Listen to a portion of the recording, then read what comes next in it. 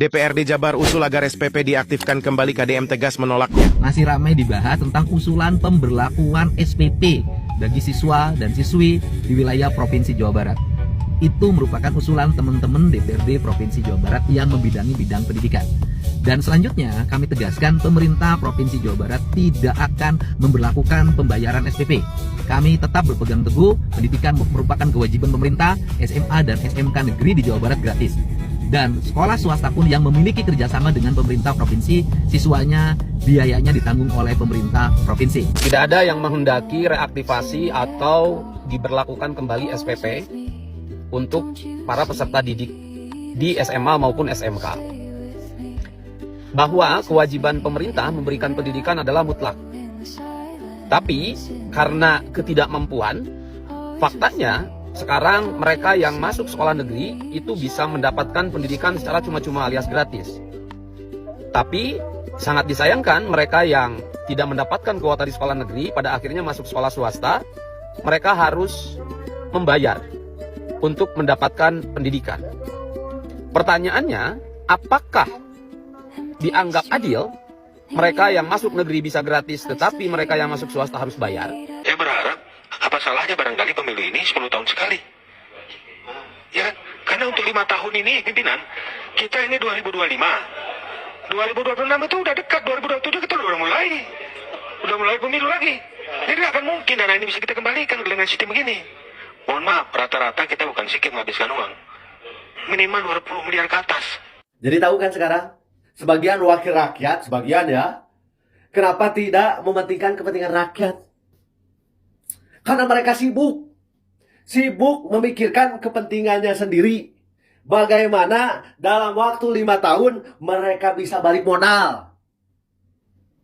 Dengan alasan, jadi anggota dewan itu modalnya tidak sedikit.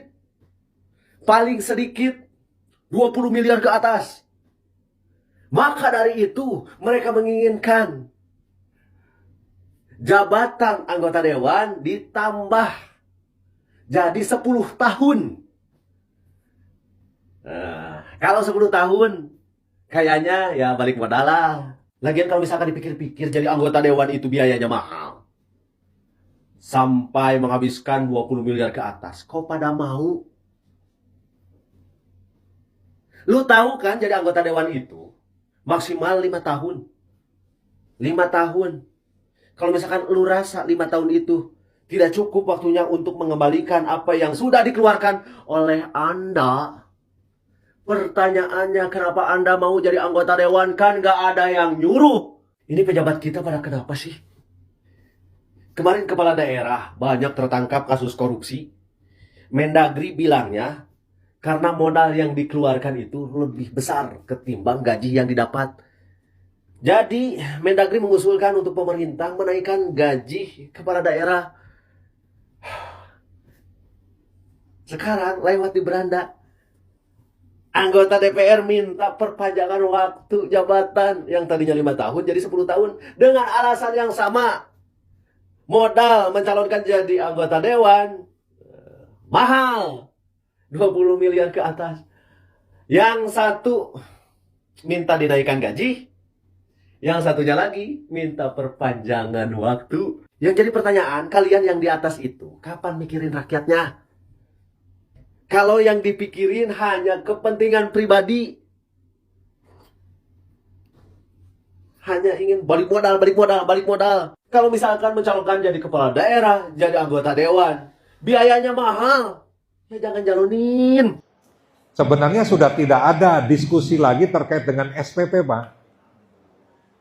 Jadi walaupun teman di DPRD nih, Ketua Komisi 5 DPRD nih, ngomong, walaupun gubernur menolak reaktivasi SPP, pembahasannya tetap berjalan. Ya nggak bisa. Nggak bisa perda dirubah tanpa melibatkan eksekutif, nggak bisa. Sok Pak Dadang, bisa nggak kita membahas sendiri perda? Nggak bisa. Tetap harus dengan eksekutif. Nah, apalagi Pak Gubernur sudah menyampaikan bahwa tidak setuju reaktivasi SPP. Ya udah selesai. Nah, teman-teman Pansus, teman-teman Komisi 5 berhenti untuk membahas reaktivasi SPP. Udah selesai, Pak, sebenarnya. Jadi saya pastikan tidak akan diaktifasi, Pak. Terima kasih. Baru aja saya buka handphone ya, ada aja yang pikirhelen teman-teman ya. Dan sebagai warga Jawa Barat, saya harus mengkritik ini ya, sebagai warga Jawa Barat nih. Jadi ceritanya teman-teman, ada anggota DPRD atau salah satu komisi di DPRD Jawa Barat yang mengusulkan untuk kembali mengaktifkan SPP untuk sekolah-sekolah yang ada di Jawa Barat, terutama sekolah negeri ya. Yang mereka alasannya banyak lah, kekurangan dana ini dan itu. Yang saya heran nih, saya kritik dulu DPRD-nya ya. Yang saya heran itu, DPRD itu kan wakil kita, Dewan Perwakilan Rakyat Daerah, terutama daerah Jawa Barat ya. Seharusnya mereka ini menekannya itu menekan pemerintah. Coba kalian cari solusi nih pemerintah, gimana caranya supaya kita nggak harus ngebebanin masyarakat dengan SPP. Harusnya gitu mikirnya, bukan malah ngebebanin kita rakyat dengan ngadain lagi SPP gitu. Jadi pola pikir DPRD ini salah gitu. Harusnya kalian ini mewakili kita, kalian tekan pemerintah gitu, supaya pemerintah nyari cara supaya kita nggak bayar SPP lagi gitu. Karena akses pendidikan itu harusnya gratis, idealnya begitu. Jadi DPRD, kalau misalkan kalian mengaktifkan ini, tolol sih, saya harus bilangin tolol nih. Siapa sih yang nggak mau gratis ya? Kalau bisa, makan aja mau gratis seumur hidup. SPP di Jabar akan diaktifkan lagi. Gila, ini benar nih kata Bapak ini. Ini adalah langkah mundur pendidikan. Orang-orang bersuara untuk pendidikan gratis, ini malah mau yang gratis ditambah lagi bayarannya. Keluh kesah antara bayar atau gratis. Aing di dia mau ngebahas soal si Akangna. Tapi mari kita bahas tentang hal ini dalam versi lain. Tonton videonya sampai selesai biar gak gagal paham. Sekolah gratis? Mari kita delenya di 3 negara ini. Stop roasting, ganti mikir. Rariweuh gara-gara SPP 200.000 disebutkan langkah mundur pendidikan di Jawa Barat. Ayo kalian ku aing diajak keliling dunia tapi sambil minum kopi. Lamun sekolah gratis di dunia ini teh aya 3 macem. Kahiji model Sultan Qatar jeung UAE. Pajak 0%. Sekolah gratis di SD nepi ka S1. Geus kitu teh diberi uang saku. Kok bisa? Bisa, da jumlah penduduknya rata-rata negara eta cuman 400.000. Tapi duit minyakna triliunan. Lah Indonesia 280 juta. Digratiskan make naon. Tapi cenah sumber daya alam Indonesia melimpah. Tapi kontribusi SDA ke APBN cuma 10-12% doang. 80% APBN kita dari pajak rakyat. Sedangkan contohnya Qatar penduduknya cuma 400.000. Dijual langsung, duitnya asup ke kas negara 100%. Sementara Indonesia nikel, emas, batu bara. Tapi anu ngerukna korporasi asing. Terus dijualna mentah. Jadi anu menikmati hasilnya saha rakyat atau cukongna. Jadi Indonesia lain miskin tapi loba bocor di tengah jalan. Sesana karek asup ka negara ge eta ge apal meureun. Anu kadua model efisien. Nya eta Singapura pajakna ukur 17%. Paling rendah di Asia. Tapi sakolana hampir gratis. Kampusna termasuk 10 top dunia. Rahasiana naon? Lantaran negarana ukur sagede Bandung. No korupsi. Terus pemasukanana nya tina pelabuhan jeung BUMN gede kacida. Lain mares pajak rakyat jika konoha. Anu katilu, make model jujur jika Jerman jeung Finlandia. Sakolana gratis sampai S1. Tapi pajakna 50%. Jadi lamun gaji 10 juta dibikin ka pamarentah 5 juta. Tapi ikhlas soalna balik deui ka rakyatna ajang sakola gratis, kesehatan gratis. Terus kualitasnya level dewa. Tah ayeuna hayu urang balik ke laptop balik ke Indonesia. Jadi urang hayang pendidikan gratis hayang model mana? Qatar. Indonesia teu boga minyak sebanyak itu. Seperti Singapura, rada hese. Da korupsi jeung kebocoran anggaran masih di mana-mana. Hayang jika Jerman. Boro-boro dipenta pajak 50%, ditambah 22% atau 32% geus pada ngamuk. Jadi kembali deui ka pangeussi negara Indonesia. Bisa teu ti luhur nepi ka handap efisien jeung jujur. Lantaran gratis eta teh nya enak didengar, tapi berat di ongkos.